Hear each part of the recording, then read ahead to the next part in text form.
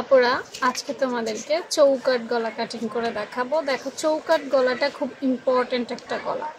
কিছু কিছু ড্রেস আছে যেখানে তোমাকে চৌকাট গলাটাই দিতে হবে, অন্য আদার কোনো গলা তুমি দিতে পারবা না।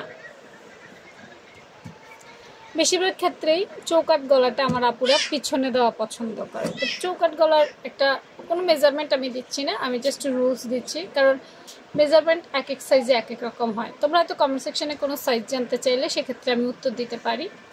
চৌকাট মানে স্কোয়ার, মানে ধরো পাশে যা হবে, ধরো পাশে আমি 2 নিচ্ছি, তাই না? একটু দেখো, হ্যাঁ, পাশে মনে করো 2,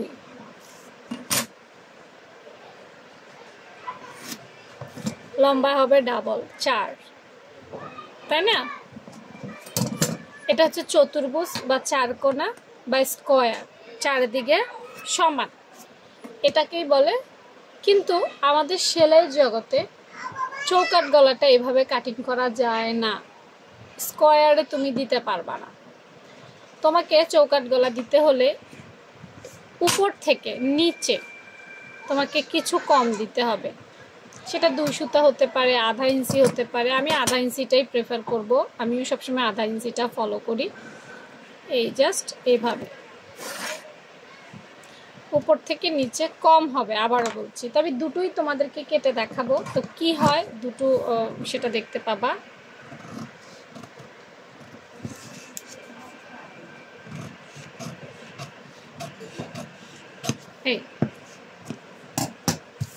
এই যে, হ্যাঁ, এটা এভাবে কাটলে এই 2 পাশটা যেহেতু ছড়ানো থাকে আমাদের গলার 2 পাশে, এই 2 পাশটা খুব সুন্দরভাবে ছড়িয়ে থাকবে, এই জায়গায় কোনো ফুলা ভাব আসবে না।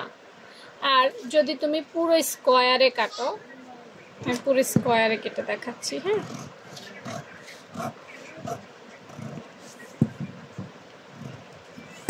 ধরো তুমি পুরো স্কোয়ারে কাটলা, এরকম পুরো স্কোয়ারে কাটলা, তখন গলার অ্যাঙ্গেল এরকম হয়ে যায়, মানে এই জায়গা ফুলে যায়। বুঝতে পারছো নি? এই জন্য এটা এভাবে কাটা যায় না।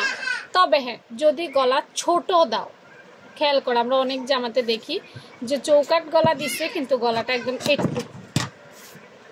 যদি তোমার গলাটা এরকম ছোট সাইজের হয়, একদম গলার সাথে লাগানো ছোট সাইজের হয়, সেক্ষেত্রে তুমি স্কোয়ার এভাবে কাটতে পারবা। কিন্তু এটাও তো আসলে স্কোয়ার হয় না, এখানে যা এখানে তা হবে স্কোয়ার। ঠিক আছে? তো এই ছিল বেসিক রুলস চৌকাট গলার। যদি তোমাদের কোনো প্রশ্ন থাকে রুমা আপুকে করতে পারো, রুমা আপু চেষ্টা করবে তোমাদের উত্তর দেওয়ার।